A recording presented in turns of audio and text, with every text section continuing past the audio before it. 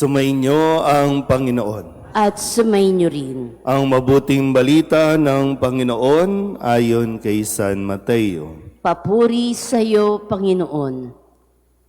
Noong panahong iyon, sinabi ni Jesus sa kanyang mga alagad, "Pag-ingatan ninyo na huwag maging pakitang tao lamang ang paggawa ninyo ng mabuti. Kapag ganyan ang ginawa ninyo, wala kayong matatamong gantimpala buhat sa inyong amang nasa langit. Kaya nga, kapag naglilimos ka, huwag mo nang ipagmakaingay ito katulad ng ginagawa ng mga mapagpaimbabaw doon sa sinagoga at sa mga lansangan. Ginagawa nila ito upang purihin sila ng mga tao. Sinasabi ko sa inyo, tinanggap na nila ang kanilang gantimpala. Ngunit kung naglilimos ka, huwag mo nang ipaalam ito kahit sa iyong pinakamatalik na kaibigan upang malihim ang iyong paglilimos. At gagantihan ka ng iyong amang nakakakita ng kabutihang ginagawa mo ng lihim. At kapag nananalangin kayo, huwag kayong tumulad sa mga mapagpaimbabaw. Mahilig silang manalangin ng patayo sa mga sinagoga at sa mga panulokang daan upang makita ng mga tao. Sinasabi ko sa inyo, tinanggap na nila ang kanilang gantimpala. Ngunit kapag mananalangin ka, pumasok ka sa iyong silid at isara mo ang pinto.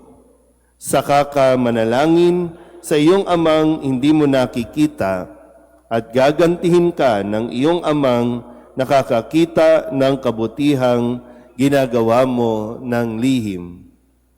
Kapag nag-aayuno kayo, huwag kayong magmukhang malungkot tulad ng mga mapagpaimbabaw.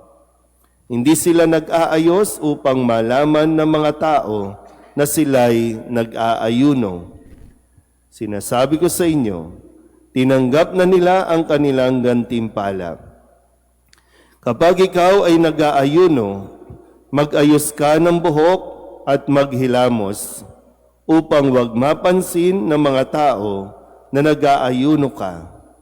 Ang iyong amang hindi mo nakikita, ang siya lamang nakaalam nito. Siya na nakakakita ng kabutihang ginagawa mo ng lihim, ang gaganti sa iyo." Ang mabuting balita ng Panginoon. Pinupuri ka namin, Panginoong Hesukristo. Isang magandang umaga po sa inyong lahat. Ngayon po ay Miyerkules ng Abo, hudyat ng pagsisimula ng panahon ng Kwaresma. Sabihin niyo nga po, Kwaresma.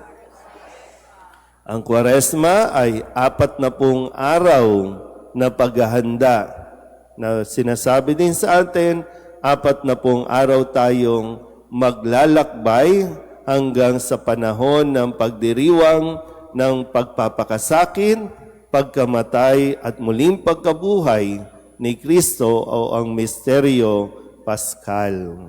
So 40 days. Alam niyo ba itong papasukin ninyo?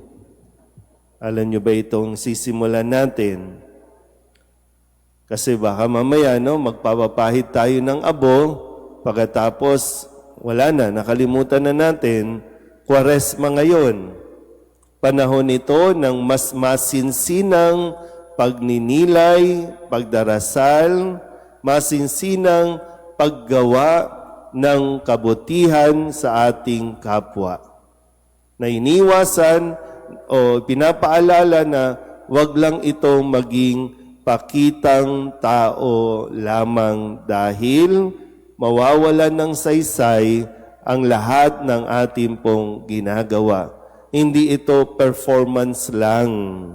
Hindi ito pakikiisa lang sa tradisyon o nakagiwian natin, tapos hindi natin inuunawa ang mga bagay na ito. So, sigurado ba talaga kayo?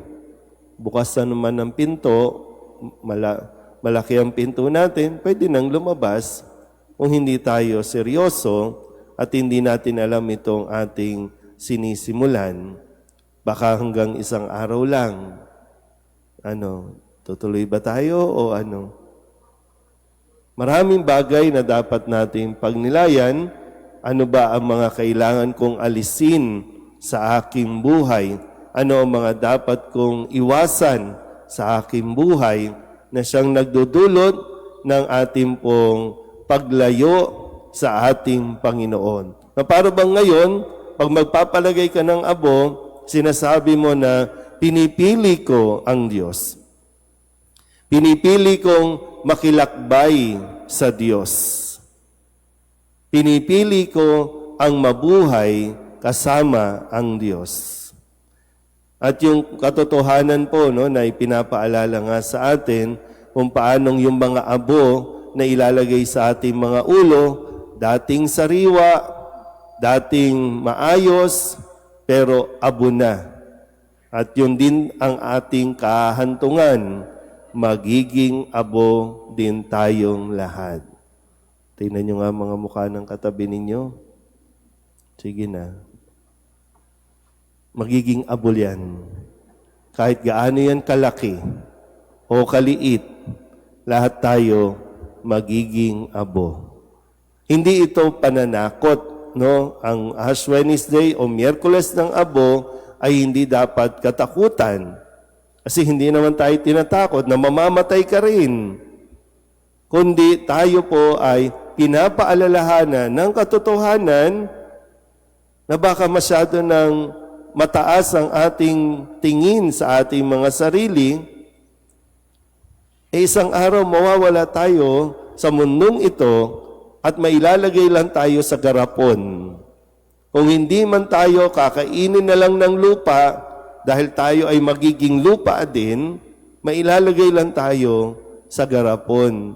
So sino tayo para magyabang sa ating kapwa?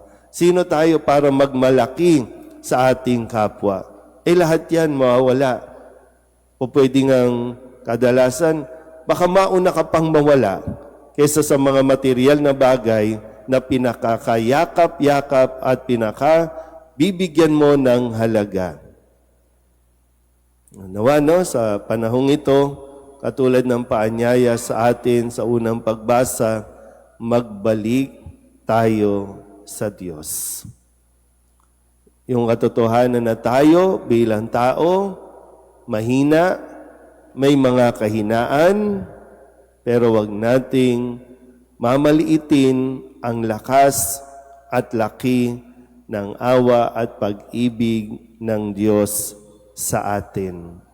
Mahina ka man, napakalaki ng grasya ng Diyos para tanggapin niya tayo sa ating pagbabalik loob. Kaya sana huwag natin pong sayangin ang mga panahong ito. Pero 40 days naman ang ating bubunuin o 40 days ang biyaya na binibigay sa atin para tayo makapagsisi.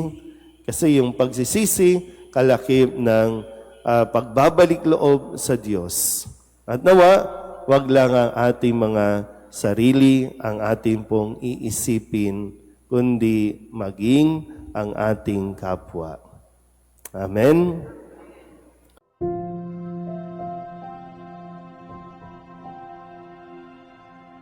Thank you.